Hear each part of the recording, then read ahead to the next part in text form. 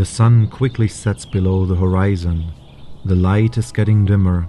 Night is coming, and with it darkness. Stars begin to flicker lightly in the sky, looking like little diamonds attached to a ceiling. Maybe the moon will come out and shine brightly down on you, but never could it reach the power that the sun has during the day. The night is dark. But why is that? Because the sun has set, silly. Obviously. End of the video. Thanks for watching.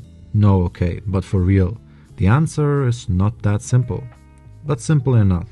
And absolutely mind-blowing. So we all have heard somewhere that we're living in an infinitely big universe. At least that's what modern science usually tells us in popular science documentaries. And this infinite universe is filled with stars. Most probably infinitely many stars. So thinking about it, we should actually see a star in every single direction. There should not exist a single gap in the whole night sky. And if every part of the night sky is filled with stars, this can only mean that the night sky should be as bright as, or even brighter, than the day. As a matter of fact, it should not matter at all if the sun is up or not. This is known as OLBERS Paradox, named after the German amateur astronomer Heinrich Wilhelm Olbers, which is weird because he has not been the first one to notice this. The first time someone described the problem of infinitely many stars in the universe and the resulting heat was Cosmas Indicopleustes, a Greek monk living in the Alexandria of the 6th century. In his book Topographia Christiana, he wrote, and I quote, "The crystal-made sky sustains the heat of the sun, the moon, and the infinite number of stars. Otherwise, it would have been full of fire, and it could melt or set on fire."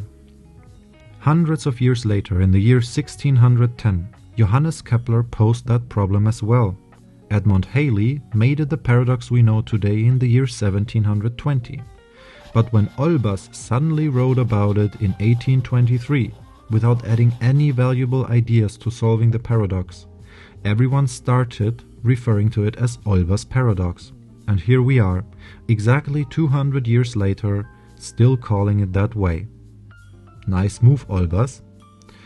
Okay, but what's the solution to the paradox? One idea was that space is filled with interstellar dust and gas which is blocking the light from the more distant stars behind it. Sounds reasonable, doesn't it? Well, if the universe has been around for enough time, the light from the galaxies behind the dust clouds would have heated them up and therefore made them glow as bright as the galaxies themselves. Okay, didn't work. Most interestingly though, one of the first solutions for Olbers paradox appeared in an essay called Eureka, published in 1844, written by infamous Edgar Allan Poe, and I quote, "Were the succession of stars endless, then the background of the sky would present us a uniform luminosity, like that displayed by the galaxy, since there could be absolutely no point in all that background at which would not exist a star. The only mode, therefore, in which, under such a state of affairs, we could comprehend the voids which our telescopes find in innumerable directions, would be by supposing the distance of the invisible background so immense that no ray from it has yet been able to reach us at all." We find our answer in the last section. The distance of the invisible background is so immense that no ray from it has yet been able to reach us at all.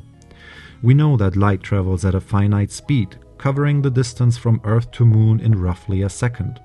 So the light from all those stars in the dark patches of the night sky has not yet had the time to reach us.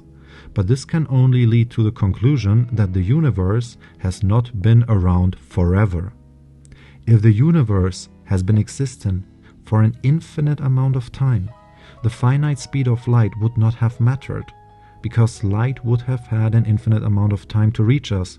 The universe would be lit up bright as hell, literally. So the only explanation is that the universe has not been there forever. It had a beginning, which we nowadays know as the Big Bang.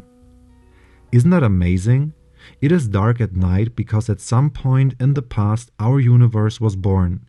Every time we're looking into the night sky, we see a proof for the finite age of the universe. A proof that everything had a beginning. Thanks for watching this video. I hope you liked it. It would be very nice if you leave a like, maybe subscribe to my channel to get new science videos every week. And yeah, was nice to have you. See you in the next video. Bye.